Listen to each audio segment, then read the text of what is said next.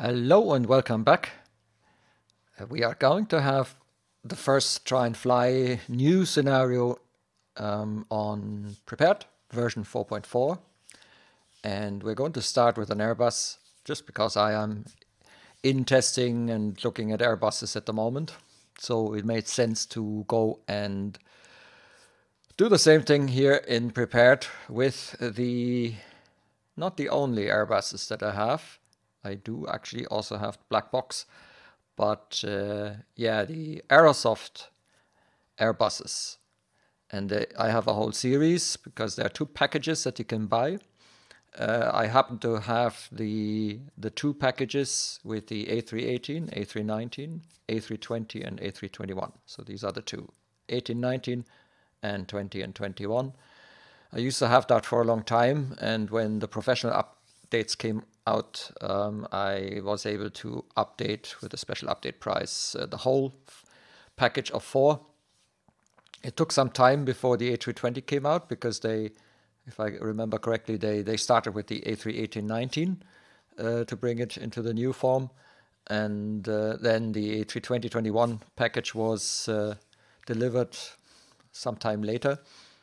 I think it was a couple of weeks or so, maybe a few months, I can't remember now. But anyway, we finally got the whole 4 of them, and they are all now based on the same technology. It's so when they update one of them, they update all 4 of them, basically.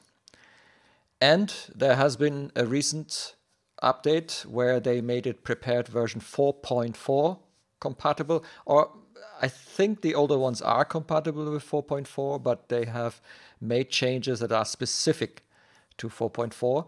And they recommend that you install this version 1.2.3.0 that I have today. That is at least off today.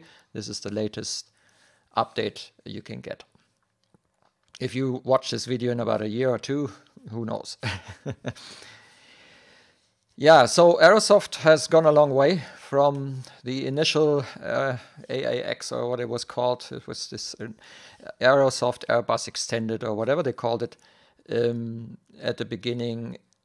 Yeah, I had my difficulties. It was very demanding on the computer. At the time, I had even older and smaller computer than I have here. This is not my latest rig. This is actually a medium, well, slightly outdated rig. But at the beginning, the Aerosoft Airbuses, they look great, but they didn't perform very well. I had real difficulties. I couldn't really use it with a bit of bad weather and all that. Things were over very quickly. I was in the 1-digit frame rate area, so it wasn't for me. I wasn't really very happy. But Aerosoft has gone a very, very long way from the initial beginnings. There had been a lot of issues, but you know, that's the way it is when you develop software, because after all, this is software. There is things that go wrong. There are things you need to learn. Also, they changed the platform, and it is actually more difficult to support 32-bit FSX Prepared version 3 and Prepared version 4, 4.3, 4.4. There are so many developments at the moment on the ESP platforms that it is difficult to keep things, yeah, overall on the same level. Having said that, I actually, at least my understanding of what I heard from Precision Manuals, the guys PMDG that make the NGX and all that, I think they decided to abandon FSX and to generally move away from 32-bit. Not sure if they have done this already or if they're going to. Fact is, FSX, let's face it, is a dead market. There are less and less FSX installations. If people haven't moved to X-Plane and stayed in the ESP platform and move on at some point, then they move on to Prepared. Because FSX, let's face it, is a dead software. It hasn't been touched in a long time. They're still being kept alive, FSX, by the likes of Steam. But that's about it. And some developments where they used the basics of FSX and then made a bit of stuff around it. But it's principally, it's a dead platform. And the 32-bit, because of the availability now of 64-bit, is also, well, you can foresee the end at some time, because 64-bit offers so many more possibilities, and because Prepared is a still maintained and developed piece of simulation software, like X-Plane, there will be new things. We got PBR now, we got dynamic lighting, we got all kinds of interesting new features, and I have a feeling that Lockheed and Laminar, they kind of, because they are the main competitors here, they're trying to keep sort of on par with each other.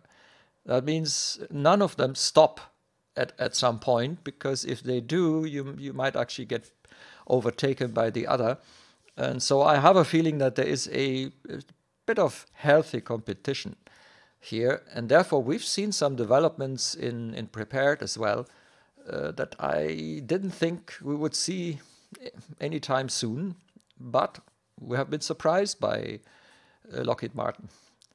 Therefore, I'm going to show you today the Aerosoft Airbus, which, as I say, has also been updated to be compatible with the latest version of Prepared 4.4. And generally, I think that's the way to go. I'm happy that I have moved on, that I left the 32-bit behind. Yes, I had to leave some well-loved items behind as well, such as the MD11 from PMDG, because it will not run at all in version 4. But you have to go on. You have to move on. Another thing that I'm missing a little bit, but now it's becoming a distant, faint memory, is the Flight 1 ATR.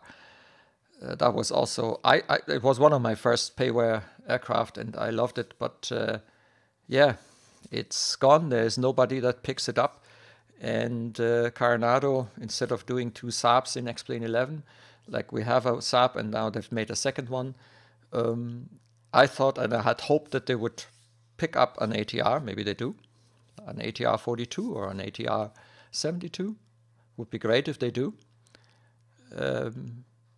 Yeah, maybe eventually we'll see an ATR, because that's one of these aircraft that are still in use and they're still built, but nobody has picked it up.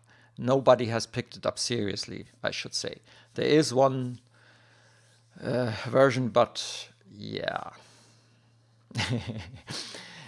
I wouldn't call it a very professional implementation in so far. I have looked at it, I bought it, but I'm not happy. So let's go to the Airbus. I'm going to unpause the simulation now. And you see already the stairs and some loaders, baggage loaders. Interestingly, the doors for the baggage loaders and the front door have opened on its own. The only door that hasn't opened on its own is the rear on the left. So one of the first things we're going to do, actually, I can do it like this. If you press Shift 4, you get into a special MCDU. This special McDo. Yeah, or maybe the door is opening now. Let me see. I was paused. It took a moment for the bus to arrive. And now that the bus has arrived, and some captain. Now, I'm a bit surprised, because I thought that these people moving is something for the extended edition of GSX. I never paid. I just made an update from the old GSX to GSX version 2. But I never paid for the extended features. And somehow I have in my memory that the passengers boarding is something that comes with the extended, with the paid update. I must have been wrong, because at least with the Aerosoft Airbus, I seem to have passengers boarding. So we're going to see passengers boarding now. Something I haven't seen so far with GSX. but maybe I haven't waited long enough, or I don't know. I never tried it probably, because I thought it's not available. So let's board. While they're boarding, we go into the cockpit, because that's where we do our work here. Yeah, I've left the light on, let's say, so I put it into day, but we are going to do the whole scenario in the evening. But just to show you how I do this, there's the time preview and prepared. I've just put back the time a little bit. As soon as we're done with looking at the cockpit, I'm going to switch by pressing cancel. I'm going to switch to the actual time that we want. The add-on unknown Throttles. Okay, thanks very much, GSX. No, I don't want to open a log.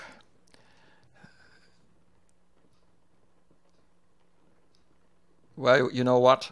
No. Let's quit and let's forget about Throttles. That was too good to be true. I tell you, GSX is a constant source of enjoyment, because I have a lot of these kind of strange things happening with GSX. And the other thing is it interferes actually with things like Pilot to ATC, which is our ATC program. So I had a lot of issues with menus. At the moment, it looks as if in the new version of Prepared and with the latest update of GSX, which I hope I have, and Pilot to ATC, finally they don't seem to snatch away each other's menus. But actually what I usually do is I leave GSX off. Now it's completely gone. Okay, it has left me completely. Not the first time. So this is no surprise to me with GSX. It's just the way things are. Now don't get me wrong, GSX is not a bad software. It's just I find it too unstable for my own liking. I come from the software business and I hate when software does things like that, and when it does it on a regular base. And I have no idea what it is. Now I have to start looking in the internet again. What could this be? Maybe it's a bug. Maybe it's something that I make wrong. I doubt it though, because what we've seen here is a bug. And then I need to start wasting my time trying to figure out how can I fix it, or just wait for the next update and hope for the best. What shall I say? Anyway, now we have no stairs, so let's magically go back into the cockpit and let's have a quick look around. So the cockpit has been a beauty from the start. The very first version, I think it has improved over the years as well, so they've done some improvements, and it is high fidelity. I'm not sure if it's 4K textures. We are on 2K textures, but it sure looks minimum 2K, if not even 4K. Really, really nice cockpit. They have started to at least partially allow to bring out displays, unfortunately only for this one here, the PFD. The ND is from the start. It's the way they have implemented it does not allow it to be externalized. That was from the very beginning. They also have pop-outs for these two, but they have not put mouse clicks in there. That would have been a nice touch if I could bring out these displays instead of going vehicle instrument panel and then ECAM-U and ECAM lower and upper. Yeah, it would have been nice if they just would have given us a little click spot here. Well, it's not bad, but and anyway, I'm not really using this too often, so it's not a catastrophe by no means. It's just, I always say consistency. You know, software should have a certain consistency in the way you use things, the user experience, so to say, and that is, for me, is an inconsistent implementation. Yeah, you give a click spot here, you don't give click spots here. Yeah. And the same is for the MCDU. You can pop these MCDUs out. So, not Shift 1, Shift 2 gives you the left one, Shift 3 gives you the right one, Shift 4 gives you one that doesn't exist like that anymore. Because in the earlier versions you had the special MCDU with the settings menu, which is quite comprehensive. You had that here. And you had the one MCDU for the captain here. Now they have actually given you two separate. That's an improvement since compared to the initial versions. They've given you two, one for the captain, one for the first officer, and they are actually separate. Okay, so you can call them up separately, like this. Okay. Now we haven't got the electricity up yet, so that's why we can't see anything. Here you can set the aircraft state. I'm very, very quickly running through this here. This is for the doors. You can open and close doors here. You can attach ground services, so we have external power connected at the moment. There is here also a pushback, and you can decide whether you use GSX or not. Since we are now, since GSX has left us for good in this flight, I'm going to try the built-in pushback functionality. Not that I had planned that, but there you go. Then there's the whole load and fuel stuff. And while we're in there, I will actually provide some numbers. So we're going to have a very small number of passengers. We have 0.5 tons of cargo, let's say, and we're taking 10 tons of fuel. Now, you can decide if you want instant load, you press here and the whole thing is immediately loaded. If you choose to use, let's say, more realistic loading times and things like that, you just press here and you see them blink, and now they're kind of increasing the fuel and kind of do as if they are loading passengers and all that. It already shows you the trim value up 0.8. We're going to use this. And don't press this here because this will initialize everything again, so you'll be back at square zero. I've done this already, and then I have to start again. There's also checklist mode, and I'm actually turning it on because you have a co-pilot and a checklist, a vocal checklist, and this is quite a comprehensive. They have really improved on that over time. There is an FS to crew payware for this Airbus. And I have it because I bought it a long time ago when this checklist wasn't as comprehensive and as well working as this here. And in the meantime, though, I have to say I quite like the built-in. So I haven't installed FS to crew for the Airbus yet. I probably will do it in the future because it is, from a procedural point, it is probably a bit closer to reality if it's to crew, but you know, what does that mean? Anyway, we're going to do this built-in stuff because that's what you get when you buy the Airbus, and it is really, I personally find it pretty good. All right, so we're in the cockpit preparation, and it waits for us now to kind of initiate the cockpit preparation. I'm not touching this for the moment because we still are in a cold and dark Airbus, and one of the first things we're going to do now is I'm going to turn on the batteries, and we have already external power available, so I'm going to click here and get the whole thing working. Then I press here to get onto the nav. By the way, well done. The way you use the knobs, you get both alternatives. So you see my problem with the zoom on the mouse wheel. You can use the mouse wheel in views that are not zooming. I use Chaseplane, but they also give you the right and left click, and it's consistent. Left click goes to the left, right click goes to the right. Very well done, and for me a good alternative to get over the zoom mouse wheel problem that I have with views here in the simulator. Well done, I really like it. Okay, so that's the the IRS2 and then the IRS3. You do not have to do it like this, but you know, there are some purists out there that insist that you first do IR1, IR2, and then you go to IR3. It's up to you.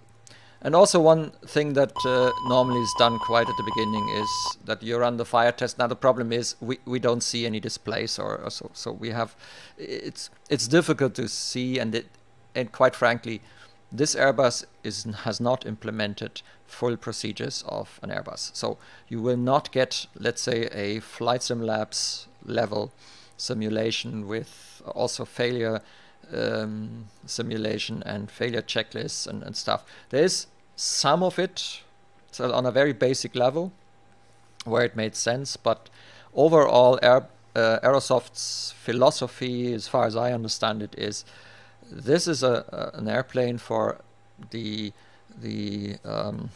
after work kind of evening simmer who sits there. They want to fly an Airbus. They want to have enough of the Airbus feeling so that you can do proper flights and somehow follow reasonable normal procedures, okay? But they haven't put in emergencies and any system that is not really usable by us for whatever reasons they have left out, in order to concentrate on the basic functionality and especially on getting the FMGC, the flight management guidance computer, right. Because the Airbus had issues in the past with that. It is the most difficult thing. And the other thing is the fly-by-wire. So these are the two really complicated pieces in an Airbus. And so far, my feeling with having flown this already a little bit, they have got it pretty good now. It feels pretty comfortable to sit in this Airbus. You don't have this kind of alienated, what is this here, feeling. Usually everything makes sense, although it may not be implemented down to the last screw, basically, like in the FS Labs. By the way, I'm still suffering with colds and stuff, so if my voice goes, it could well be it's just the way it is.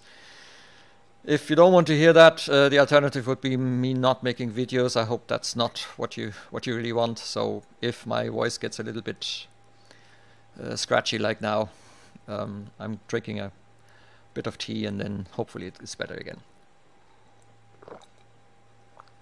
So let's continue. I think we can leave this almost. Let's put on the nav and nav light, because that indicates for the outside that we are we're actually in the aircraft. And I'm putting on the no smoking and also the no seatbelt signs. I'm putting this into the arm position, and for some reason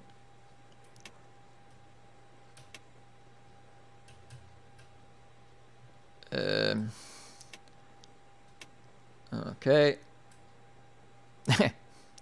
What's going on here? All right.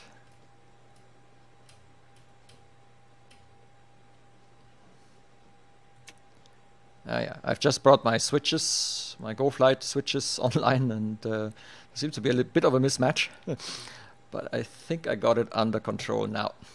Okay. So let's turn off the flight director. We don't need it yet. And can also turn off the constraints. Good. Quick check. Flaps are up. Speed brake. You just check that these levers are actually. I just remember. I think I still got the. No, hang on. Axis. So let's see. I wanted to put this. The speed brake, the spoilers as they're called here. That doesn't look too good. Hang on. Joystick calibration. Okay. This is how I do my slope. Okay. Let's see. So, it doesn't have the full range. It's a self-built unit here with a little potentiometer, and it does not have the full range, but you can. This is the nice thing about FSUI PC. See, there we go. I've got my speed brake programmed again. Right, let's also turn on the radios. And different to previous versions, you actually have now no duplication here. So there are separate units, you can turn them on separately, you have separate MACDs and so on. By the way, we don't see anything. Why? Because we first have to light up the screens. Now, having said that we have separate units for the MACD and so on, unfortunately, when it comes to the displays, we don't. Why did I say unfortunately? I actually didn't mean that, but basically, if you have two MACDs that are separate from each other, are they? Select desired system, yeah, FMGC, FMGC. So if you have them separate, it would actually suggest that you also can do secondary flight plans and stuff like that. And then you would expect that the displays should probably be independent of each other. They're not. And here is again what I said. Aerosoft is kind of optimizing what they think is necessary for us after work simmers to do with this Airbus. And yeah, they're not incorrect with their assumptions, I think. But it would suggest you have two MACDs that you would also have two displays. That's not the case, okay? So don't have this expectation. So where was I? Oh yeah. So basically we have everything under power now, at least the basic setup, and the ideas are in alignment. That's working. Since we have external power, I'm usually waiting with the APU shortly before we want to push back and start up. Sometimes I forget. But the thing is, if we want to use this special checklist, the moment I trigger the cockpit preparation, the guy will actually do this all for us. So this is actually really something where you want to fly in the evening after a long day of work, and this thing is going to do everything for you if you don't want to concentrate on the nitty-gritty details of getting everything set up. The only thing you need to provide yourself is really the flight plan, and that's what we're going to do now. As I said, yeah, there's a click spot. Yeah, I found this click spot. I've always been pressing here.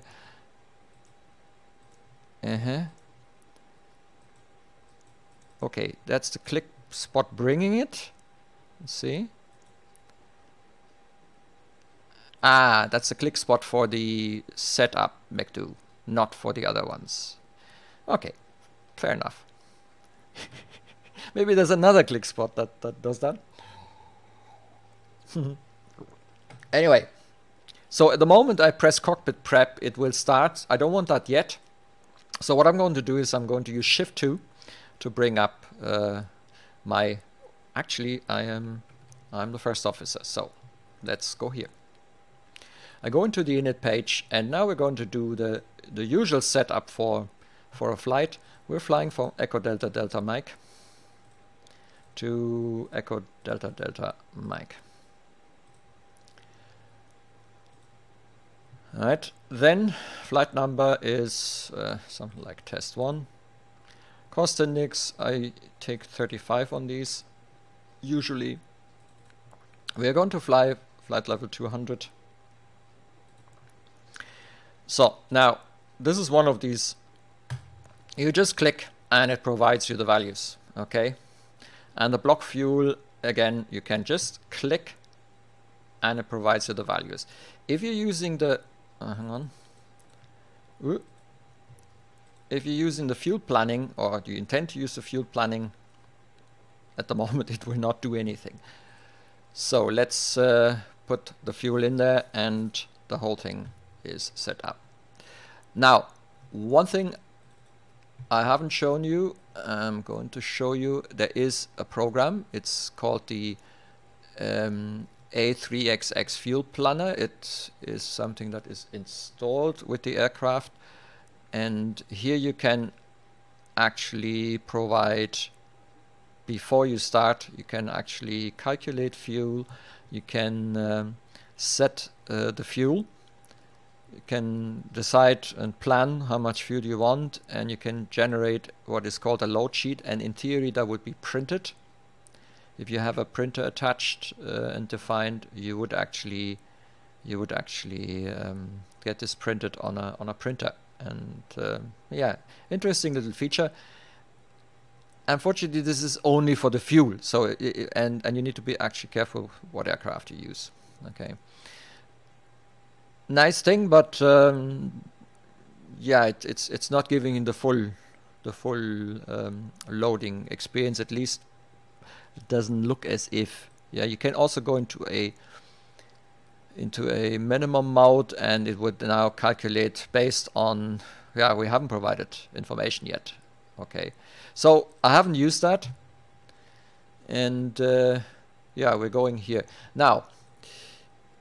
I do have TopCat. TopCat is a program, it's a payware. It's quite old. I remember sometimes at the beginning of this century, I was in, where did I meet the guy? It was either in Munich in the Deutsche Museum on one of those Aerosoft days, or on the Aero in Friedrichshafen. I met the guy who has written TopCat and PFPX. Okay, and at that time he had only written TopCat, and he was selling his first version on CD, and I actually bought it. So I bought a little box with TopCat, and that is ages ago. Then there had been a lot of updates, and well, at the moment it's not going to be extended anymore. But anyway, it's still a good tool, provided you have an aircraft that is supported by this, and it is limited. So there are, for example, Airbus wise, they only have the A320. In our case, that's okay. So I'm going to select the A320, go on weight and balance.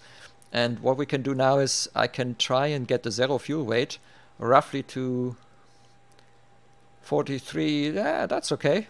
Look at that. That fits. All right. 43.4. And it gives us, well, it tells us 27% MAC. That's this center of gravity thingy. They say 26. So I'm going to put in 10 tons, or let's estimate. Oh, it actually doesn't know where we want to go.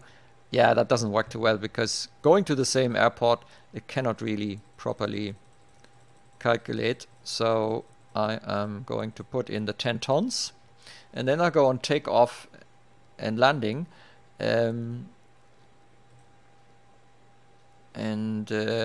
Yeah, so I'm going to provide the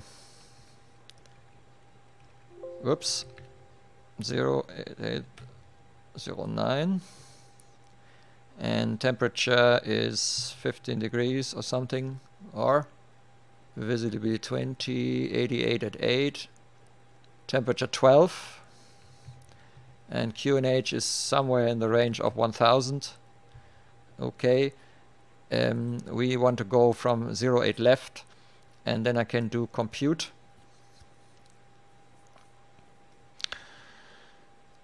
If we would go with the outside temperature of 12 degrees, we would have a V1 of 113 to 127, that's a range, and we would have rotation at 127. Now, it provides us some flex temperatures like 62 degrees, and we are going to see if we can replicate these values. But before we do so, we need to actually provide a flight plan. So I'm going on flight plan now, and let's put in our anchor 8 Quebec, insert. So after anchor, we go next waypoint is Akini. Since I've been flying this a couple of times now, I have it now by heart here. So Ostes, unfortunately, this is one of these where you need to scroll up all the time if you do it like this. And what did I say? Ostes, and then comes Anchor, Akini, Ostes, Bamta. Okay, that we can do with the arrival. We're going to land ILS 08 left, and we're going to use the Bamta 3 Alpha arrival via MIQ. Insert. Now let's have a look at that. It has calculated the speeds, the altitudes, looking good so far. The AZ flight plan discontinuity, we're going to take this out, insert. And since we haven't aligned yet, we cannot yet see the flight plan. Let's see if I move over to the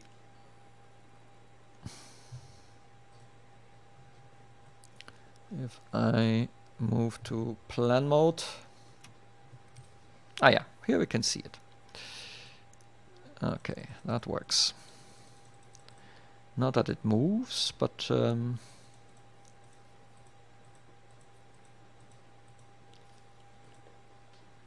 Bamta, Ostes, Rosap, Bingu, Tusto, Landu, Mike.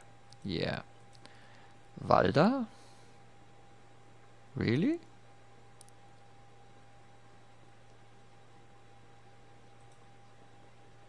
Oh, there is some strange. This is strange.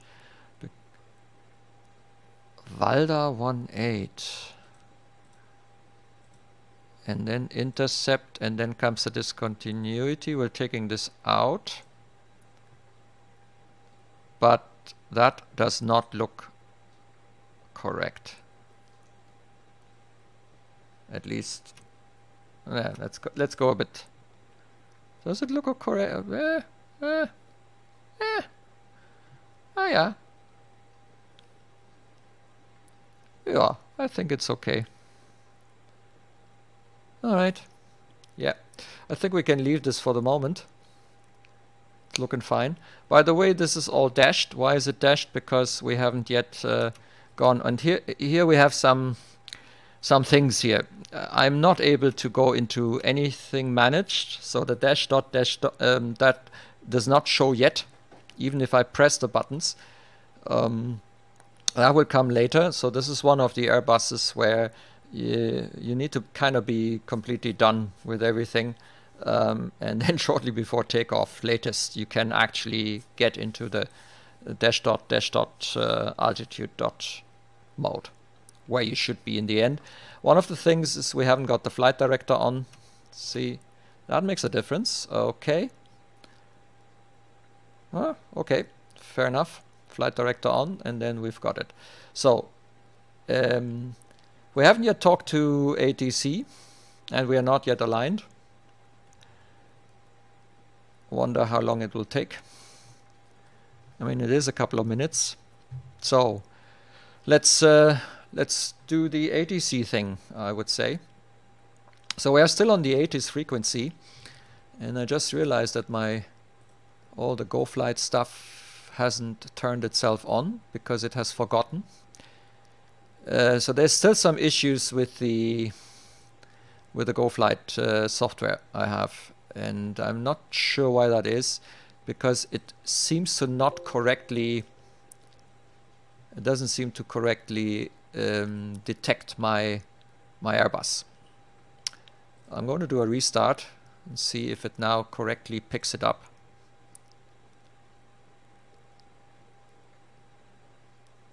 That's looking better. So the restart appears to have done the trick. Still, it doesn't know about the radios.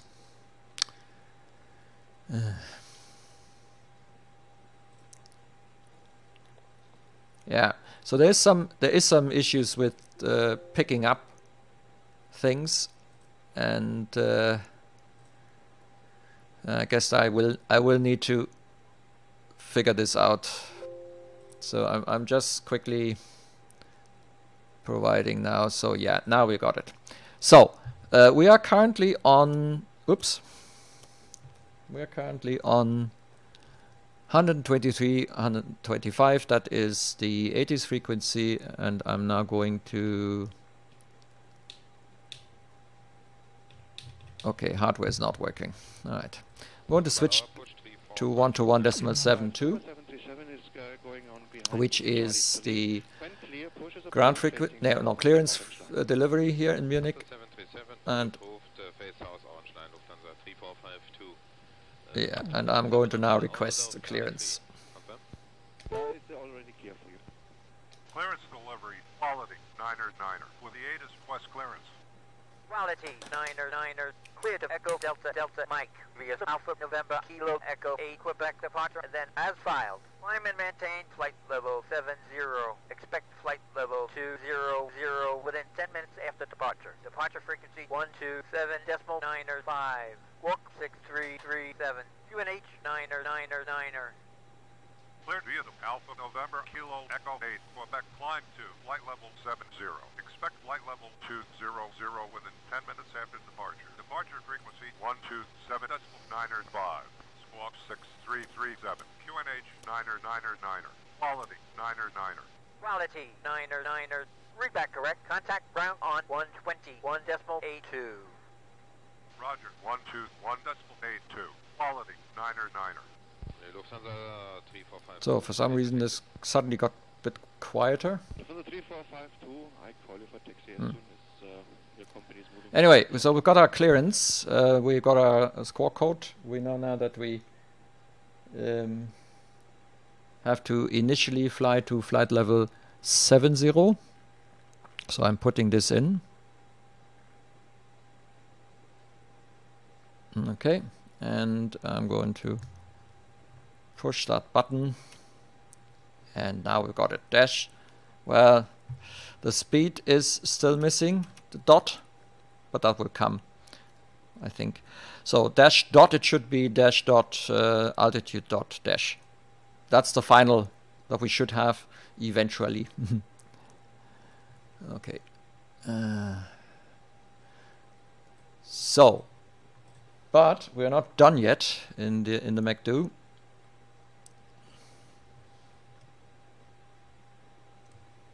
So I've got the flight plan now. I'm moving to performance, and I'm going to give a flex temperature of 63. Let me see. Ah yeah, so this is without the F. Other Airbuses need an F here. And we're going to take off with the flaps 1. And I remember that we have been given, let me quickly check.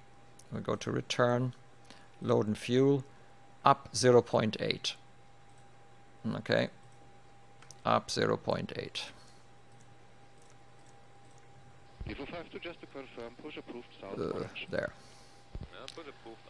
And that gives us 125, 136, 137, which is slightly different to what it calculates here with 63. It would give us 138, 138, 139.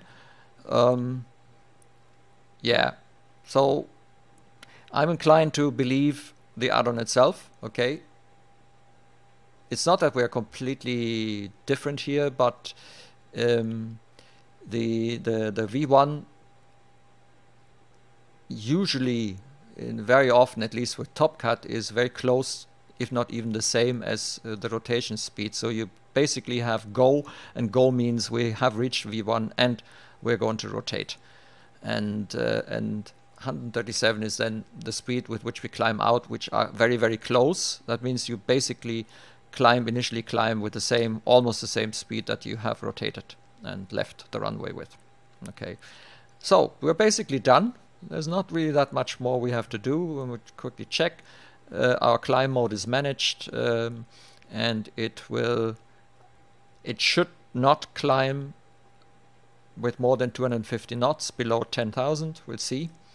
Then we have basically a speed of 317 manage whatever that is in Mach, we shall see. And then we have the manage mode, and that's the approach. And to tell you the truth, because we're going to have the same conditions we already have now, it won't change. I can provide this already, and that saves me having to do this during the flight. 200. Normally you do this when you get closer and start with the approach, the latest, so that you can initiate the approach phase. So that should do it. We're going to land with configuration full. That gives us a landing speed of 119, a flap retraction of 128, a slat retraction of 161, and a clean speed of 174. Which means when we initiate the approach phase, it's going to reduce speed to about 174 knots. Now that is calculated based on current weights and stuff. As I say, normally on a longer flight you would wait until you are actually getting ready for the approach. But, well, yeah, there you go. So, yeah, I think we're done, but we are not yet aligned. And I am wondering a little bit about that. Where can I check the status of the alignment? Let's see. Is there a click spot maybe I've missed? No.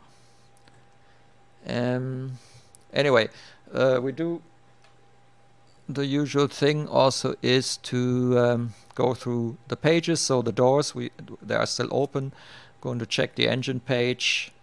Then I'm going to check the bleeds, just to see if there's anything strange showing. The electric, the hydraulic. Okay. Then the fuel. You can see that we still are on 10 tons. The APU we don't need yet. It is actually quite cold in the cockpit. We haven't yet got hot air to bring the temperature up, so we have basically the ambient temperature in the cabin as well, and in the cockpit. So that's quite cold. That's the doors. That's the wheels. So we can see that at least from the pressure and all, that looks normal. That's the flight controls. Interesting indication with the rudder. Okay, it means we don't have yet hydraulic power. And yeah, so we go back into the automatic mode. So it will show the relevant pages. Okay, now we cannot push back before we are aligned. And I'm going to see now if I can fast align this. Let's see if there is an option for that. Aircraft, fly-by-wire on. Aircraft thrust tiller is... Why is the tiller off? Turn it on. On. Auto rudder. I forgot actually what that is for. I'm going to turn it on. Weight is kilograms. Push approved facing south, blue line, Lufthansa 368. Lufthansa 42908 pushes approved facing south on the orange line. Yeah, so doesn't look like can change this. Yeah, so we've gone through the options that kind of make sense. I suppose we'll have to wait. Let's see if we can see something in the MacDo.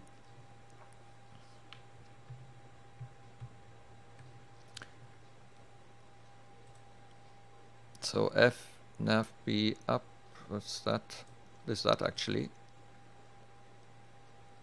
Oh god, I pressed this and I have no idea what that does. Ha! Oops. Ah yeah, there's an ATC menu. I'm not sure that that is actually doing really interesting things. Okay.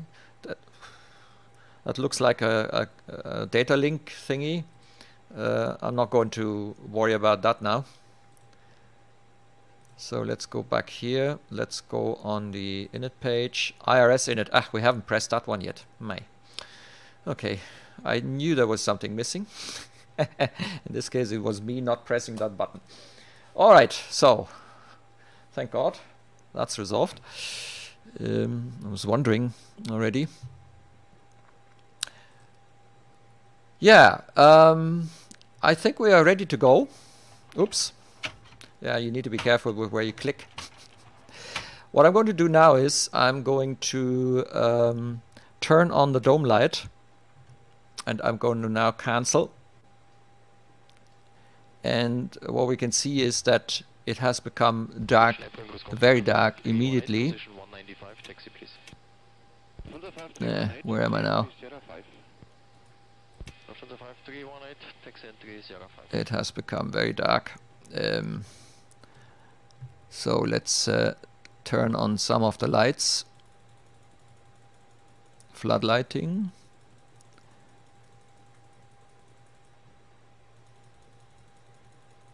Okay. Yeah. Turn that on as well. And we're turning the dome light to... Yeah, there we go. Now we've got light. So, that's what this cockpit looks in the dark. And that's the mode we're going to fly in today. Right. Now, since GSX has left us, I'm going to prepare now the pushback. And the other thing I'm going to do now is I'm going to start the checklist with the cockpit preparation. Cockpit preparation checklist. Engine master. Both off. Weather radar. Power supply. Wind shear. As required. Landing gear lever. Checked. Down. Batteries. Both on. Electrical power. External power is on. APU fire test. Checked. As you can see, since the alignment has taken place now, we're finally in the dash dot mode. So some of it was caused by the not being aligned. Speed brake lever. Checked. Which is correct. Parking brake. Oh, parking brake is not set actually. Set brake, on. Accu-brake pressure. Set. Oxygen crew supply. Set on. Cockpit voice recorder. Set on. Ground proximity warning system. On. Flight control system. On. ADIRS. Checked. Navigation lights. Oh, the nav lights, suppose we haven't got them on yet. I thought I did. Ah, I think it needs it in this position. No. If we turn them off, what happens?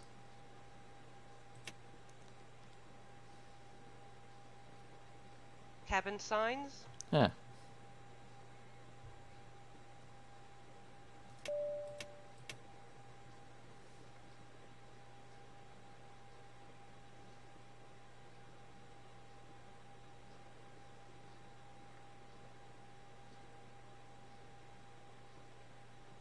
Right. Cabin signs.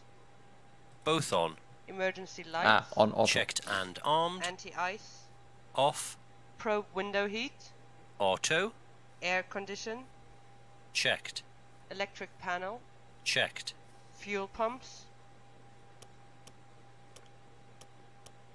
Set on. Hydraulics. Is checked. Engine fire test. Number 1. Checked. Engine 2. Checked. Ventilation panel. Is checked. Anti-skid. On. It has actually turned on Radio all the fuel management pumps. Panel.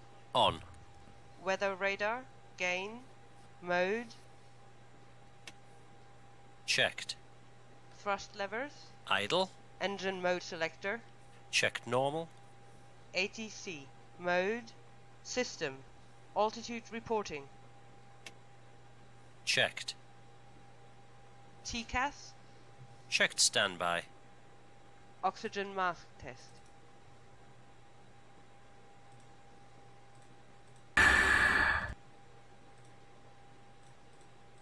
Checked. Flight director. On. Checklist complete.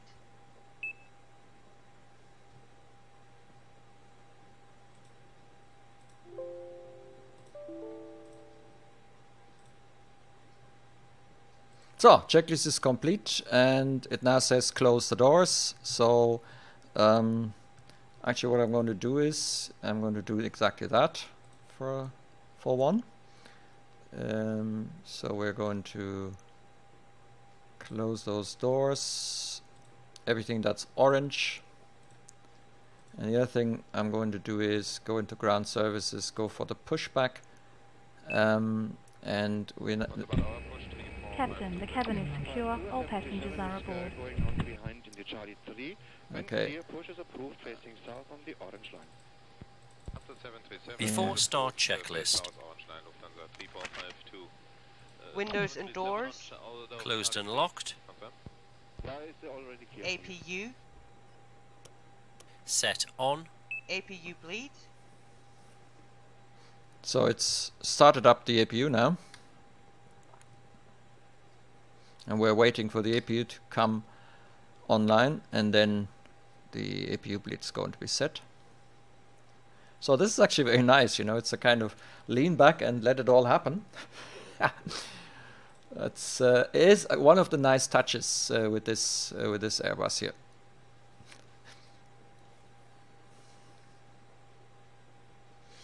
By the way, frames so far really good. We are on 30 frames, which is where limit. Okay, plus minus a couple, 1 or 2 frames. That's normal. So it isn't very heavy on the frames so far. APU is Set available. On. External power. Disconnected and off. Cabin sign. We've switched. Both on. Thrust levers. Idle. Parking brake. On. Bearer reference. Set. 1 0 0 0. 1 0 0 0. Check. Beacon lights. Set on. ATC. Auto. Checklist complete. So it wants us now to configure the pushback. Sabina 483, good day, continue via Charlie 4. I think Stand 120, continue via Charlie 4, Sabina 483. where do I do that? Contact tower 827, goodbye. Tower 887, goodbye, Lufthansa 3006. So external power, we still have the traffic cones. Now the APU is on, so I'm going to remove those. I'm going to remove the wheel chocks. Oh no, they have been removed. I think external power is off. Yeah, disconnected, disconnected. Now let's go to the pushback. I have, to tell you the truth, I have no idea because I can't see any values.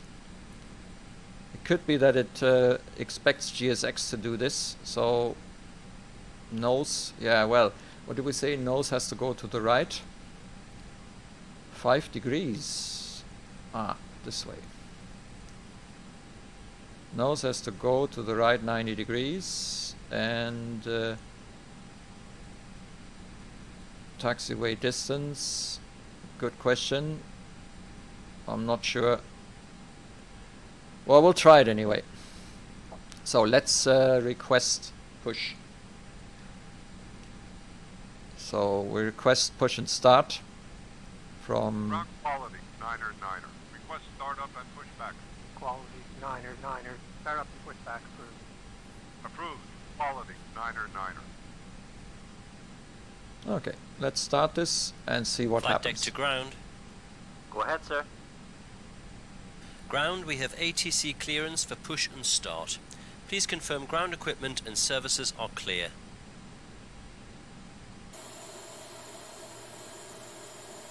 They are clear. The beacon has been turned on by the first officer.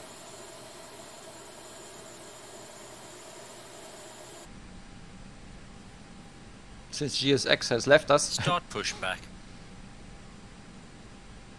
Roger, sir. Please release your Parking brakes released. Start and push back. You can start both engines at your discretion, Captain. Okay. so now we're starting engine number 2.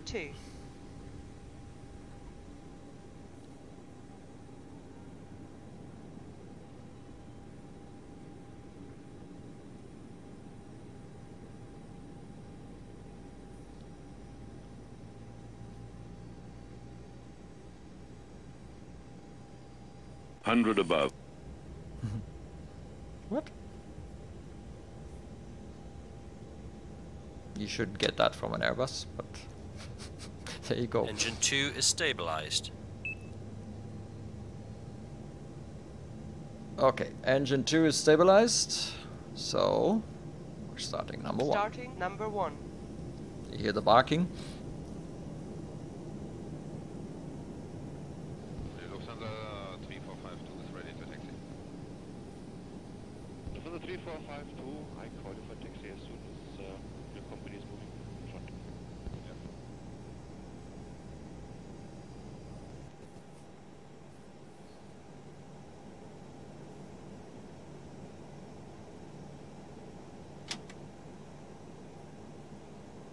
Engine 1 is stabilized. Very good. Well, it's actually not too bad. Not perfect, but will do for the moment. Until I can get GSX to cooperate again. It's actually pretty good. I don't know if it... is it able to actually detect where the taxi line is? And pushback is complete, Captain. Please set your parking brakes. Parking brake is set. Parking brakes are set. Okay then, Captain. Tow bar disconnected. Your nose steering pin is removed. All clear. Signal on the right. Have a good run, sir. Very good.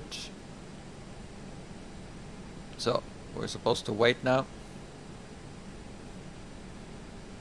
After start checklist. Engine mode selector. Set. APU bleed. Set off. APU master. Set off. Ground spoilers. Set. Rudder trim. Checked 0. Pitch trim. Then I'm automatically setting it to up 0.8, I think it was. 3452 just to confirm, push approved start orange. Push approved on, already pushing 3452.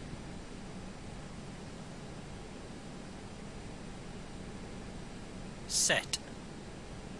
Flaps. Flaps 1. It knows from the Flight MAC2. controls. Okay, now I can check the flight controls for that purpose. Let me see, where was the ECAM use shift 7. And the lower, yeah, here we go. Flight controls, there is the page, fantastic. So I start. No, I think it wants that first. Full left. Yeah. Full right. Neutral. Full up. Full down. Neutral. Check. Anti-ice. Off. ECAM status. Checked. ECAM door page. Checked. Hand signal. Received. Checklist complete. Or was it shift 8? Yeah. Shift 5. Okay. So is received. We are basically ready. The auto brake. Did I set low? Stupido mio. No, it has to be max. Cabin check. I think you need to probably press here somewhere, or you just leave it to those guys. Now let's request taxi. Rock quality, Niner Niner. Request taxi. Quality Niner Niner. Taxi via Whiskey 1 November Alpha 2 to runway 08 left. Via Whiskey 1 November Alpha 2 to runway 08 left. Quality, Niner That sounds pretty right.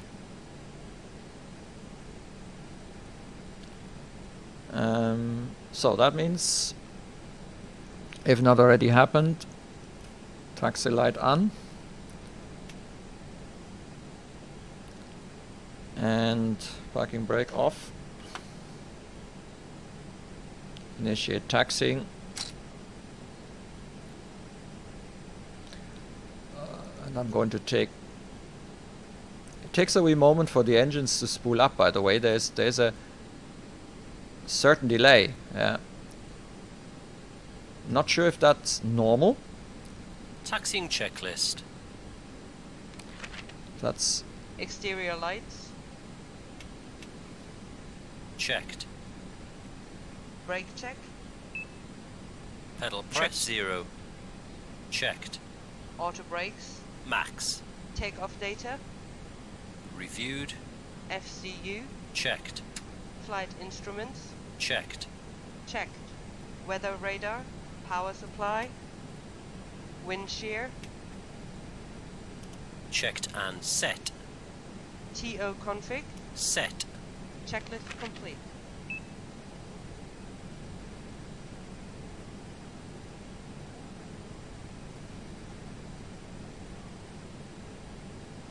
So 3902, contact tower 1205, goodbye. so taxiing is pretty simple. It rolls almost on its own. I don't provide power at the moment. We are pretty fast 100 actually. above. We are above 20. So for going into here, I am going to reduce to, well, probably something like 12 or so. As you can see, it's not really getting much slower. Once it has picked up its speed, it actually stays. I have some problems with the steering. Let me see. I know. Seems to be a bit of an issue here. Because we are drifting to the left on steering. And the steering tiller is pretty reluctant. So I think I still need to optimize those settings.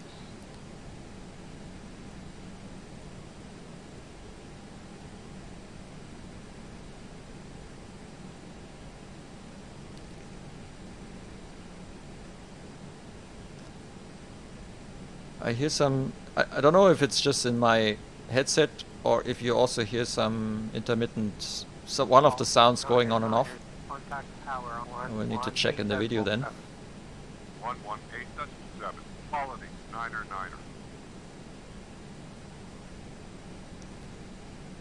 9er. Contact tower on 118.7.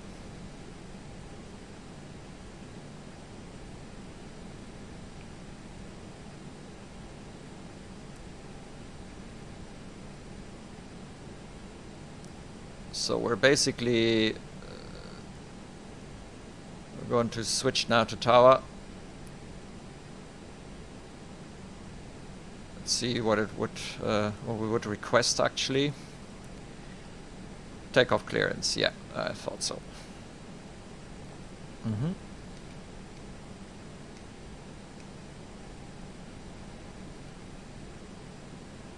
Okay, in order to do the takeoff clearance,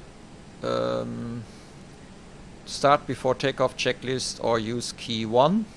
Now 1 is a bit dangerous because that would interfere, therefore I'm going to use the McDo thing here, and I would actually give it the before takeoff checklist. Flight attendant, seats for Tower takeoff. quality 9er 9er. Holding short Before on takeoff runway checklist. 08 left. Brake temperature. Checked. Brake fans. Lining up Off. runway 08 Engine left. mode Quality selector. 9er 9er. Checked normal. So TCAS. we've got the clearance to line up. TARA, tilt above. Exterior lights.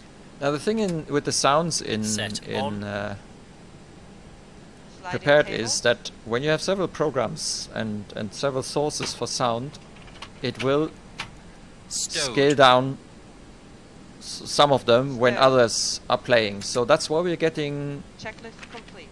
variable volumes for like the ATC and so on. In X-Plane that doesn't happen, but here it does. Yeah.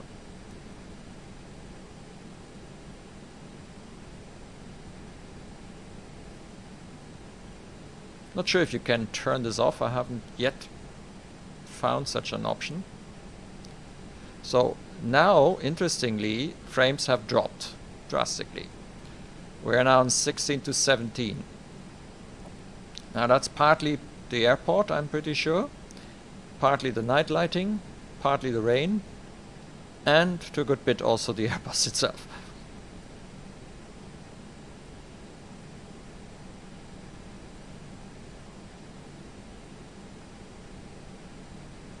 So Runway 08 left, cleared for takeoff. Runway 08 left, cleared for takeoff. Quality, 9er.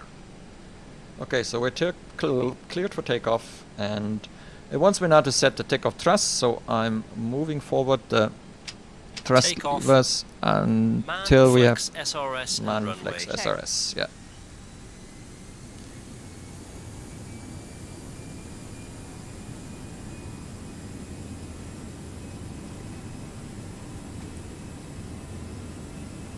Thrust set. Check.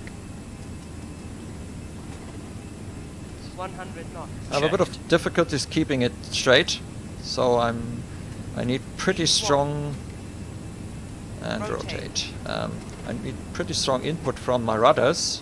Positive climb. Gear up. Ooh. Gear up. Navigation. Check. Exterior lights.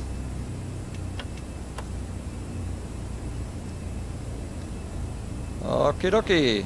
We're on our way. They have automatically retracted the landing gear for us. I'm following the flight Gear director. up. Lights off. Departure quality, 9er. With you, passing 2,800 for flight level 70. So now we need to bring the Climb throttles into the climb detent. So it wants us to go flight level 200. I'm activating the autopilot. Is on. Climb and maintain flight level 200. Quality, 9er. Flaps 0. Speed check. Flaps 0. And the after takeoff checklist. Engine mode selector. Check normal. Spoilers. Disarmed. Flaps. Check retracted. Landing gear. Gear up, lights off. Exterior lights. Checked. Packs. Both on. Anti-ice. Off. TCAS. Set. Altimeter. 100. So it nicely stops at 250. 0. Check. Checklist. Not like other Airbuses I've been in, but happily. So transition. Standard.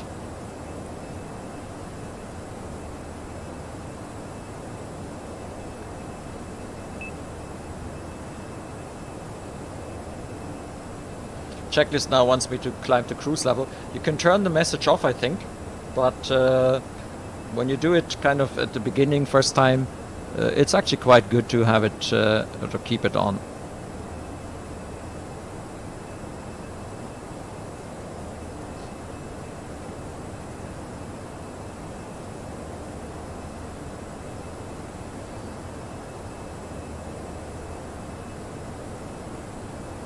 So we're now in the clouds. Frames have somewhat recovered a little bit.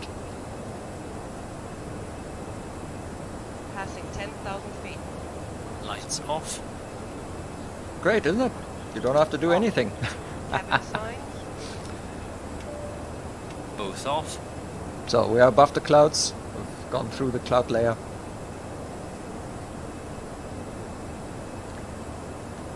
Let's turn off the dome light. I think that's the coffee coming.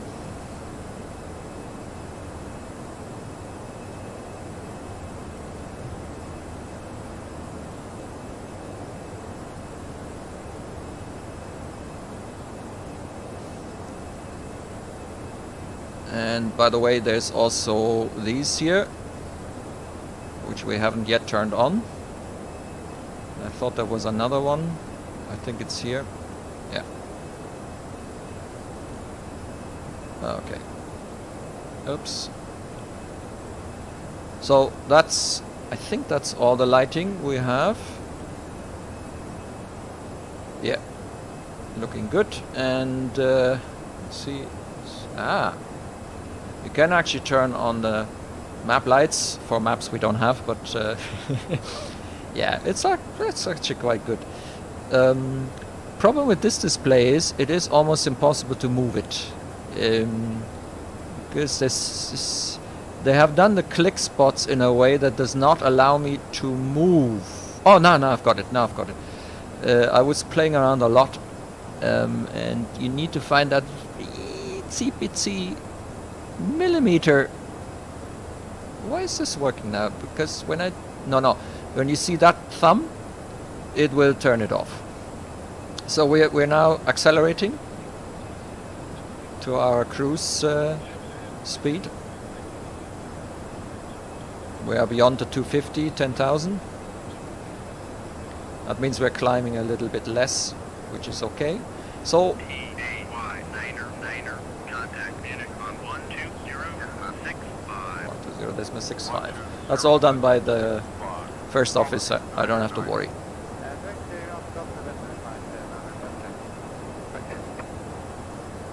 Munich, Albany, 909, with you passing flight level 170 or flight level 200. TAY 909 identified.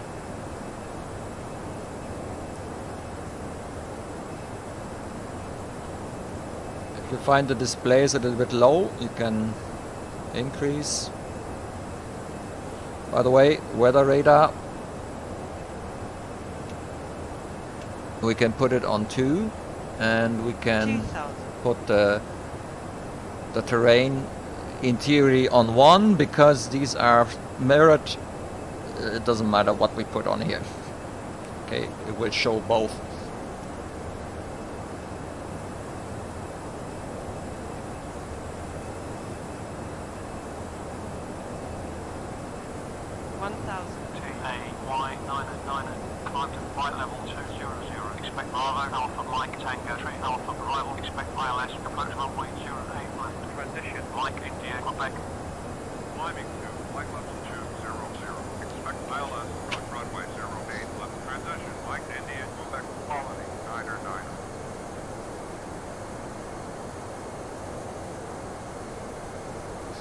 So the message up here with the expect, configure and start pushback, you can't see that, but I get this MacDo 3 configure and start pushback is not quite correct.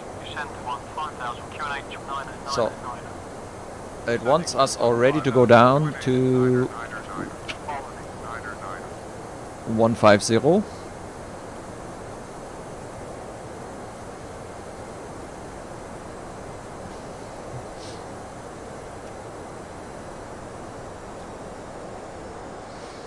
Because at Aerosoft we need to be at 150. Now we can already see that there is a little problem now with the display. So if we go here, this is a mess, okay? And this just shows that there are some limitations, and there is a reason why I'm doing the route that I'm doing, because it's exactly these sharp corners that I program in, like from Ossis to Bamta to Rosa, is quite a sharp bend, relatively. And this is actually, like in my old route, this is a nice place to check if there are issues with the FMGC. Now, one of the things that I'm interested to see is if the overfly works. So I'm pressing the overfly and I click on Bamta. At least you can enter it, because we are now forcing it to fly via Bamta. We're probably going to get some flack by the ATC now, because usually they don't like when we go past, but looks much better, doesn't it? Apart from the fact that it starts doing funny patterns here. But that's a good thing. You can force it to overfly and not cut short. So test passed. Nice. Like it.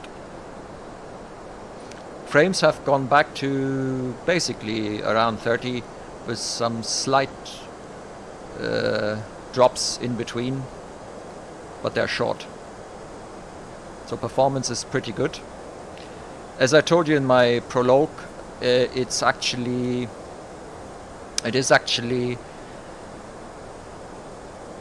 the night lighting, the dynamic lighting and all that is quite demanding, or was quite demanding in prepared version 4.3. And I had severe drops in frames when I turned on dynamic lighting and HDR lighting and was at night.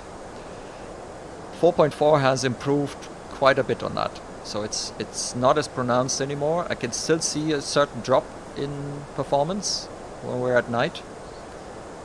Just to remind everyone, on the good old FSX and beginnings of prepared, night was always the more performant mode because it didn't have to render that much. Since we've introduced all this fancy lighting stuff, yeah, that's the result you get now, because it has to do more.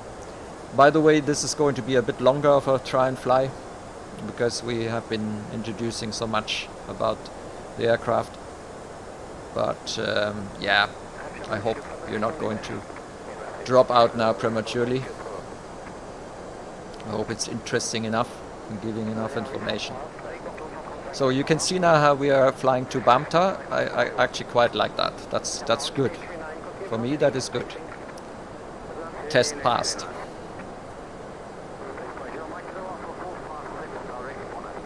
We're above the clouds, that's why we can't see any lights.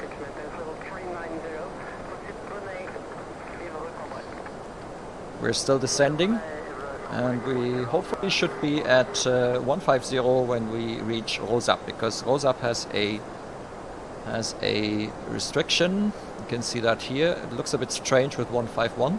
It should actually read 150, but yeah, small things. You know, these are small things. Could have to do with the Iraq, but it shouldn't really have 151 here. But it knows that there is a restriction.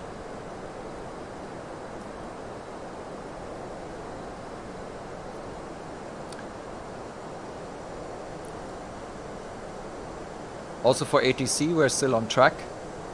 I have this display here sitting beside me, and I can show you that quickly. So this is what it looks like. It knows, it has instructed us to go to Rosap, or basically expects us to go there. Cruising altitude, that's cruising altitude, but it has actually given us flight level 150 as altitude to set. Yep. And that's arrival. It has already put the correct one in. Turn right, 250, speed 280. Right turn to 250, speed 2. Yeah, so that's what happens now, because we have been taking a little bit too long. I'm not going to do anything because we are going to turn towards the waypoint, and there's no point me now going in heading mode, although maybe we should, and just check out what it would be like. Right click and then heading 250.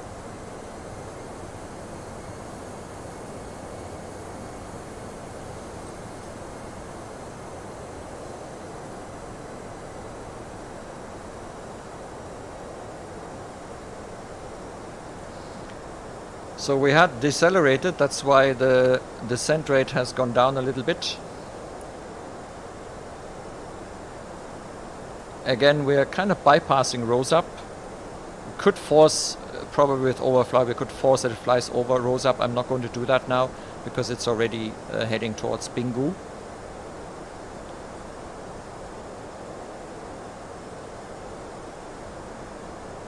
Now, now, here's the problem. And I had an idea that this might happen. So what I'm going to do now is I'm going to try that overfly also with... Oh, too late. So we can't do it anymore. We already passed it. So I'm going to follow the instructions. What did I say? 300.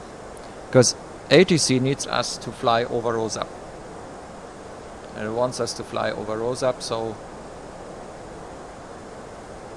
we're going to follow that now.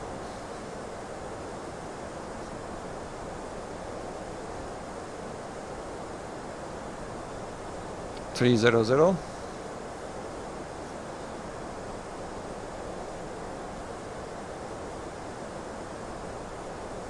Now I'm going to try a little trick, and that is other requests, I think. clear direct to waypoint Bingo. Descent 12,000, contact Munich, approach on 118.85. Descent to 12,000.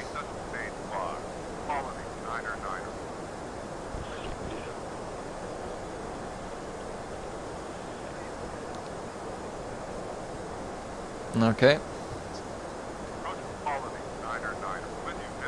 And I think I'm going to go back into manage mode now, direction Bingo. And I will attempt to get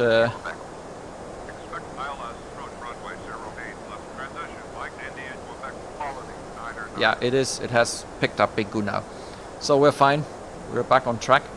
Now, because we have passed rose up with the restrictions and we've seen what problems can there be with something like Pilot to ATC or Pro ATCX. Now the next thing is I'm going to request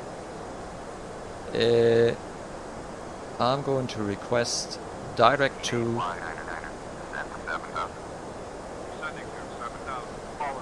7,000.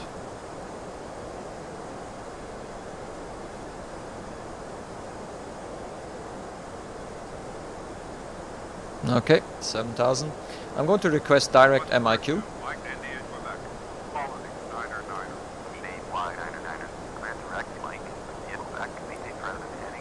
So we're clear direct mic, and the reason why I'm doing that is I want to see what happens if I change the flight plan, BAT format. Okay. Insert. That did not work. Insert. Now it has worked. So something went wrong the first time around. We're basically flying almost the same route. We just have taken out all the waypoints and we're now going direct MIQ.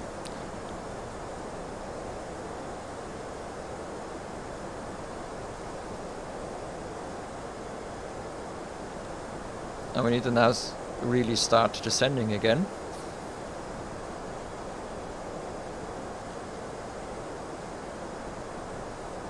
Because for some reason we're not really very fast when it comes to descending. Why is that? So we should be at flight level 089. No, that's not correct. We need to be at flight level 50 or 5,000 feet at MIQ. So that's not correct. But we've seen this in other aircraft as well. So what I'm going to do is I'm actually going to I'm going to help here a little bit.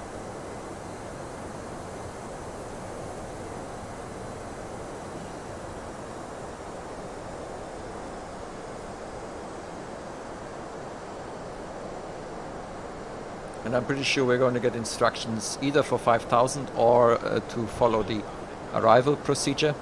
And in the charts and also here MIQ, we are expected to be at 5,000.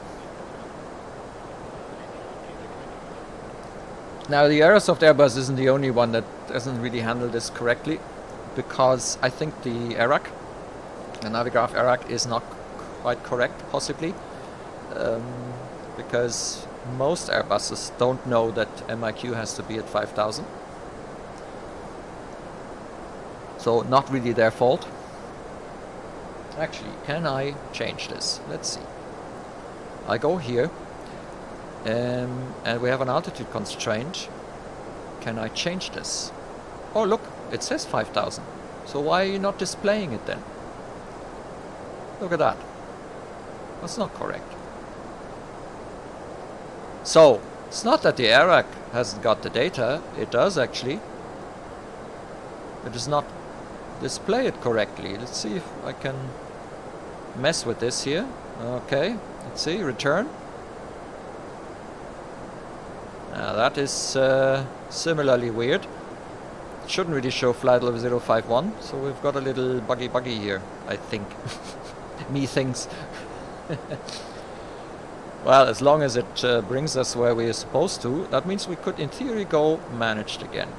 Let's see. I just don't like the fact that when we go managed, we go on a very shallow descent.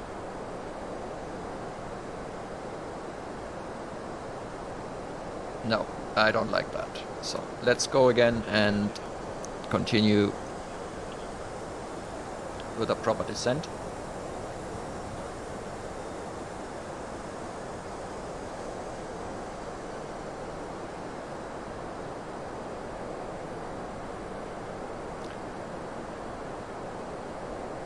So we've got 10,000. I'm expecting the co-pilots and so on to hopefully kick in again.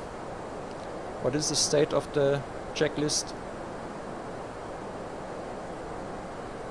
Descent preparation. Descent preparation checklist. I think I need to call this up. Anti-ice. Off. Landing information. Received. Altimeter. Standard. Landing elevation. Checked. Vero radio. Checked. TCAS. Set. Auto brake. Initiating descent.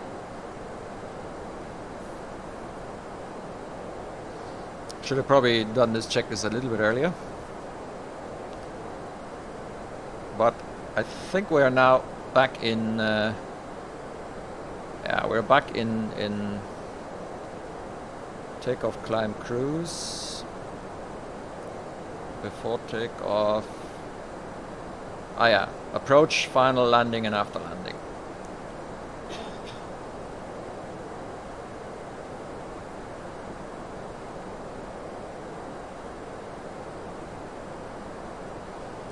So for some reason, have we...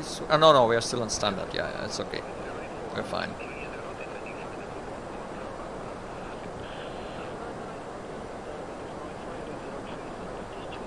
The aircraft sounds are quite loud in prepared. Compared. But we also have this interchanging of volumes depending on what is playing and so. Yeah, I'm not sure why that is. Could be the wind. Maybe it's actually wind dependent. Who knows? Because we have a little bit of turbulence. At least I had set it up like that. Anyway, let's activate the landing system and have a quick check. So it says IMNE 109.5, 12.9. Yeah, looking good.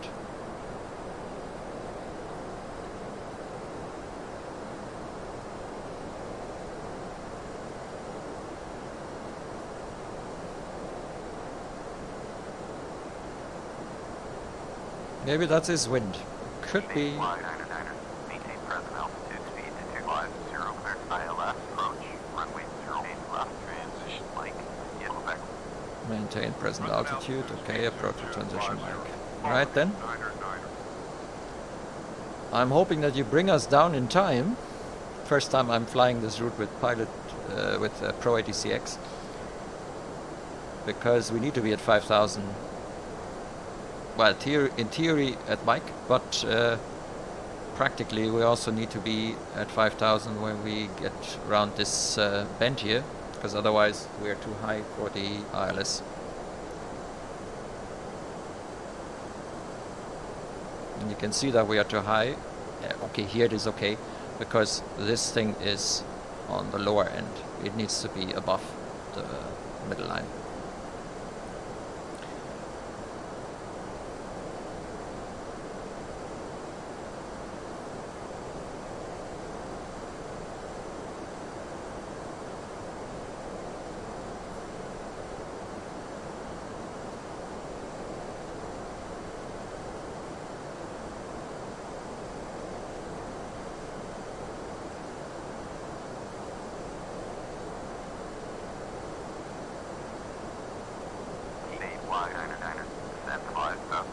Ah, there we go.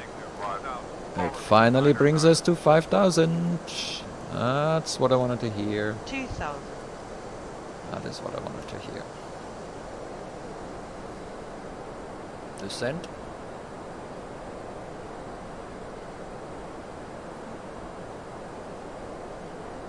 So it has waited for MIQ. Now, correctly, it would have been correct to be at 5,000 at MIQ. It takes the 5,000 at MIQ to bring us now, give us the next instruction. 1,000. So the approach checklist will start in 3.9 miles, it says, or when we provide the MCDU3 with the start checklist. I'm not sure how it calculates that.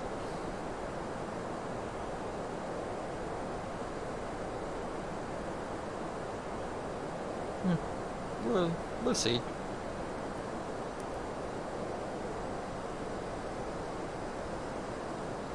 Speed is 250, that's correct.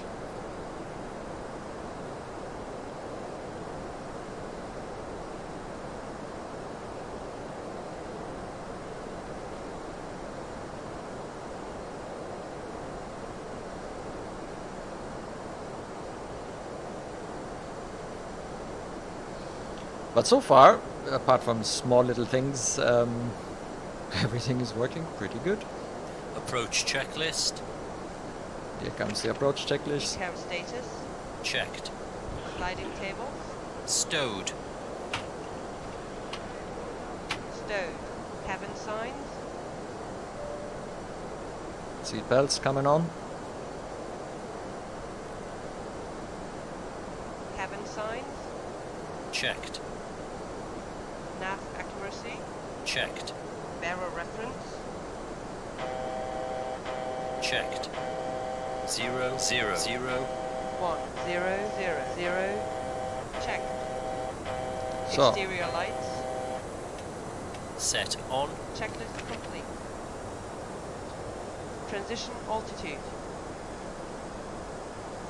So I think we've, because of the pressure thing, we've undergone our altitude shortly. Niner. Niner. Flight Check. attendants, prepare for landing.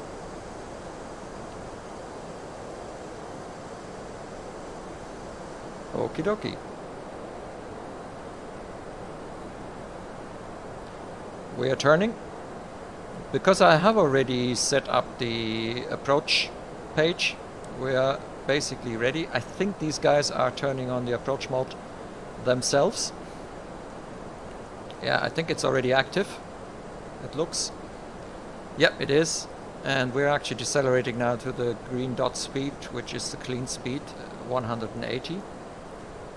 It's I think it's a little bit early for that, because we are still 17.9 miles away. I would have probably waited a bit longer for that, but doesn't matter. What we can see now is we're below the glide slope. We are still left of the Speed check. Flaps 1. of the localizer.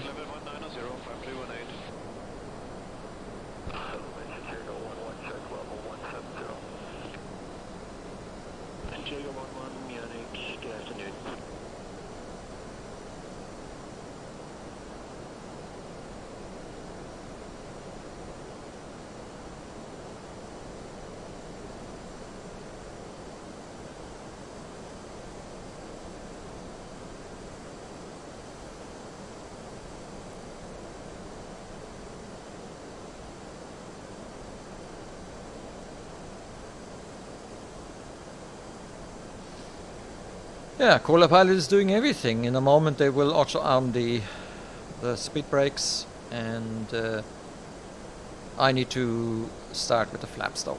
That is something that I think I need to do. Descend to 5 south, cleared for final approach.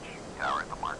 Frequency Cleared for final approach. And we're going over to the tower now. Descending to 5,000. Colony, Niner. So, returning, and I'm going to arm the approach mode. Localizer is already alive, and it's already in capturing mode. Glide slope alive. We're probably going to Localizer captured. overrun it a little bit. But important is that the glide slope is above the line when you engage the approach mode, because otherwise it might not capture your glide slope. Then you need to do it yourself. So yeah, it'll get the localizer. That isn't really a problem. Glide slope captured. So I'm going to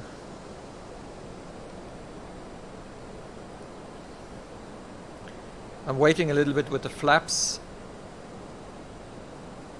because I don't want to get too slow too early. We're still 12 miles. So when we are in and around 10 miles, I'm going to start with all that flap regime, using my F7 key to bring out the flaps, which is a standard key here in Tower Pripyat. quality, 9er. On final request landing, runway 08 left. Okay. So, Speed check. flaps Left 2. Final approach speed, Y2. 9er. Clear to Oh, land, runway have they already 08 put out flaps 1? 9er. Oh, they did actually, yes, because we're on the S speed. Oh, I didn't see that. So they're actually putting out the flaps themselves. So we're asked to go on final approach speed. That's why we need to really get the flaps out, gear down, and so on. 10 miles. 2,500.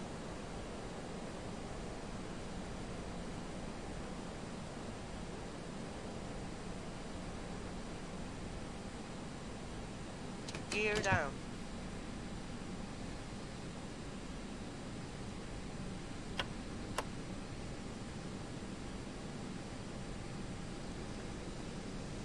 Flaps 3. Speed check. Flaps 3. Flaps full. Speed check. Now, Flaps 4. I find it a little bit strange that it would put the speed so close to the Landing checklist. critical sort of speed area. Landing gear. Down and locked, 3 greens. Ground spoilers. Checked and armed. Auto brakes. Low. Exterior lights. Autopilot on. Go around altitude. Checked.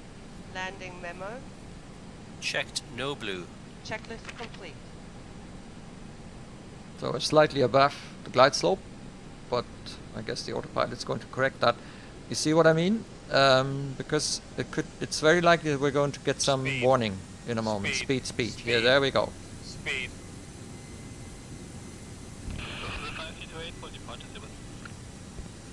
Hmm.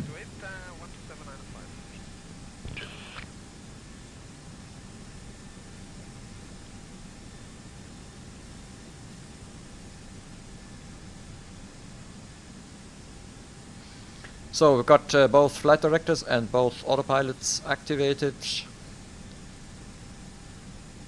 As an autoland, basically the 200 is not for autoland. You would probably have this lower than 200, but I just want to see how the autoland works out.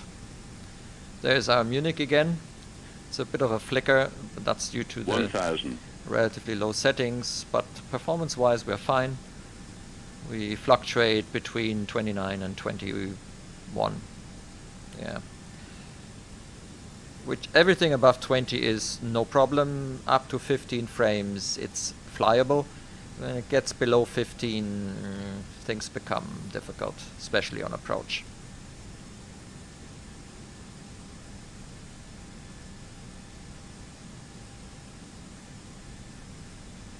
So far looking good. I'm now going to put my feet on the rudder pedals again and have the hand on the thrust lever. 500.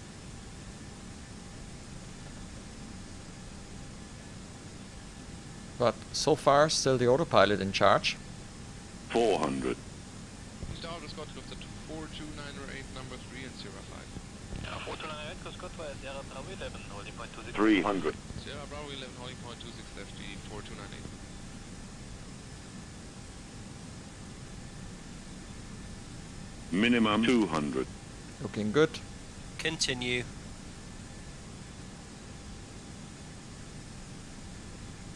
$100. The rain effects aren't impressive, and the wipers, well, 50. 40. 30. 20. Retard. Retard. Pulling back. Ground spoilers. Landed. I'm applying reverse. You can see how it drifts off. The autopilot has turned itself off. We're still on automatic brake. I'm going now manual brake. And I'm taking that next exit, if steering allows me to go there.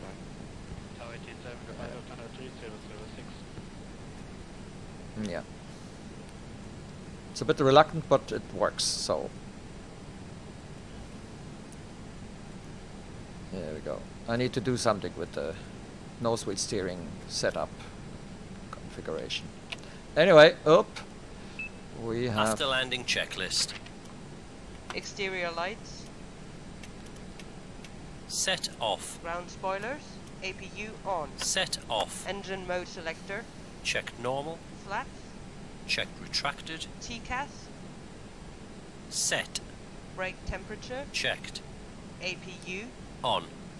Weather radar. Power supply.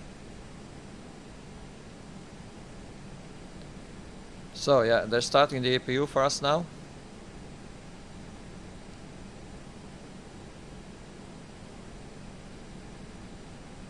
And Rock quality, 9er, 9er. Is clear to the runway. Request taxi to parking.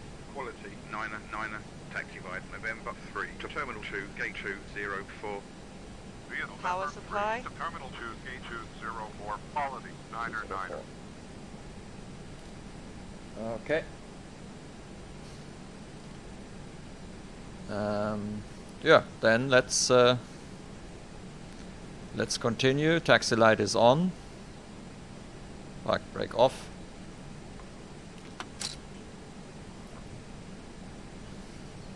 Power supply.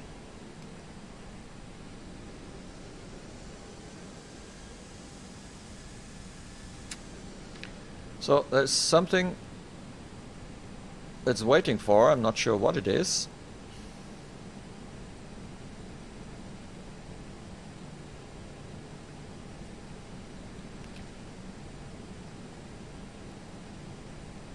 Power supply. Not sure where it's hanging now.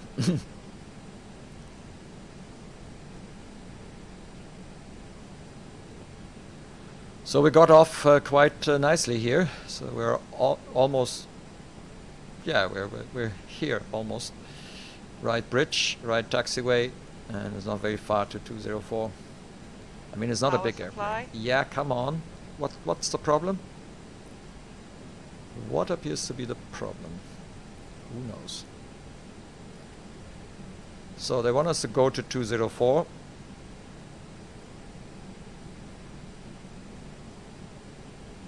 That's 202. 203. Power supply. 204A. Let's see.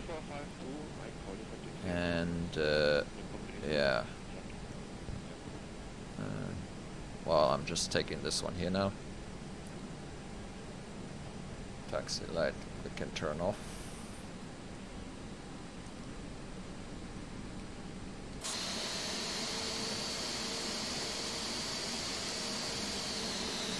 So, now let's turn it on again. Can't see anything. Yeah, see here the lighting doesn't work properly because there are supposed to be big lamps ahead and above us, so we should really be seeing the same as we saw when we departed from the other terminal, but it's not working like this here. And the other thing is, oh yeah, I forgot. GSX has left us, so obviously there are no guidance systems. Yeah. So we're going to roughly. I'm going to put it roughly there. Yeah. So let's see. Power supply. Okay, that'll be fine. Park brake set. Let's see if the gates. No, the gates won't move. Yeah, obviously it's SODE move. I think there are SODE gates, but can we do anything? Auto dock jetways. Ah, Yeah, at least we can get it. Supply. Cool. GSX would have normally done that, but text menu command. Let's do that. Let's do away with it again. Cool. At least we get something. Oh, power supply. I still don't know what she's complaining about, but we're going to turn off the engines now. Power supply.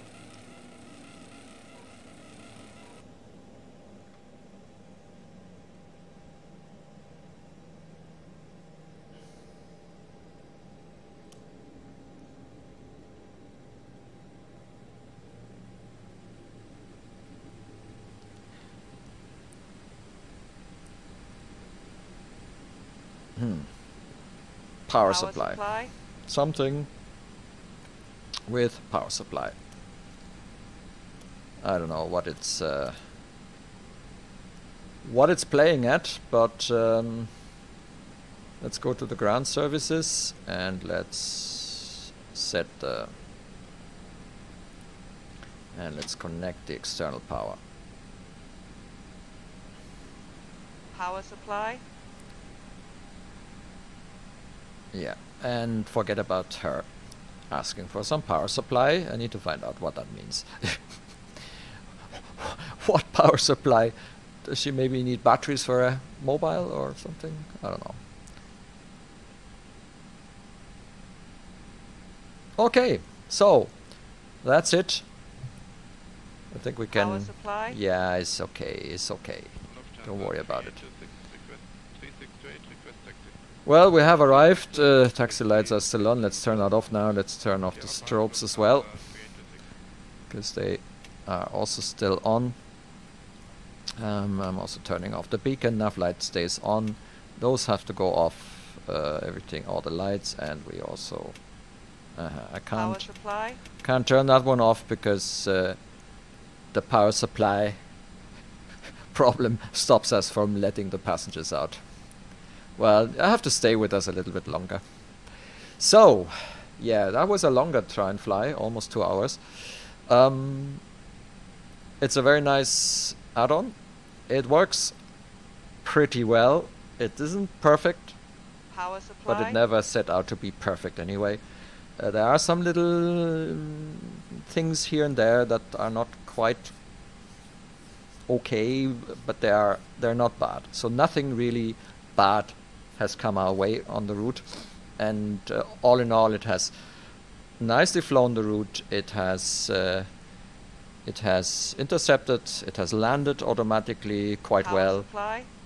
I think the checklist is a great feature, and therefore, I think when you consider also the price, which is not too bad, it has gone up over the years, but I think partially also because they need to pay some license to Airbus, because these big manufacturers, Boeing and Airbus, they have started to ask for money for using their name and in the products. So it's not entirely Aerosoft wanting to earn more money. There are costs, and don't forget, you need to keep up a team of developers. So a certain price and rising prices are just a reality, and they are explainable. Still, I think you get a lot of Airbus for the money, especially if you get your 4 packs of A318, 19, 20 and 21. You have all the range of the A32s and A31s that you want. There's a wealth out of liveries. You could just go on the usual download sites, and you will find a matching livery. No problem there at all. There's a thriving freeware community doing all these, and power supply. Yeah, and it is still actually supported. So there's still work going on. They're improving it. They're adapting it to the new platforms. So this is one of the flagships of Aerosoft. Now, for those that don't know me, I'm not associated with any of these. I pay all my add-ons myself, and believe me, it's a lot of money going into this hobby. Also to show you things. Not everything I buy because I'm so convinced of it. I buy things also because I want to show it, test it for you, and just give you my impression then. And therefore, I'm not shy on saying negative things about add-ons if I encounter them, because I'm a customer, it is my experience, and if I'm not happy, I'm usually telling it in videos like this. With this here, I am happy. The small little things are no big deal. They are, you can ignore them, and I think you get a lot of aircraft. You get a lot of aircraft for the amount of money that you pay. That's it. My first try and fly the new way here in Prepared, and yeah, I'm pretty sure we're going to see more. One of the other Airbusses that I still have, I do have the black box, and I have both package. I have the the small ones like the A318, 19, and so on, and I have the large ones, the white body, as I think they call it. The white body installs, and the key that I have works. For the other one, they have decided to change the way they do keys. They have not provided me with a key. I have tried in the forum. So I have actually a product that I can't use anymore because they're not going to provide me with a key. And I'm fed up and tired of running after things like that. The white body, at least last time I looked, still works, and it's actually, well, there has been an update recently again after many months. I mean, frequency is about twice a year we get some updates, and yeah, they're gradually moving towards the 1.0. I wonder how many years we have to wait for that. So one of my next tries and flies will actually be the black box white body, and I'm going to take the A330. Also because sooner or later, I hope sooner, we're going to see an Airbus A330 from Aerosoft. At least that's what they told us. So I'm going to compare the black box then with the Aerosoft. So my next try and fly, or one of my next ones, will be the black box A330 package, doing the same round as we see it here. Right, that's it. I hope I didn't bore you too much on the 2 hours. As usual, you can choose to skip parts of the video. You don't have to watch it slavely for 2 hours. There's always ways of doing this in YouTube, so I hope that was helpful, and until next time.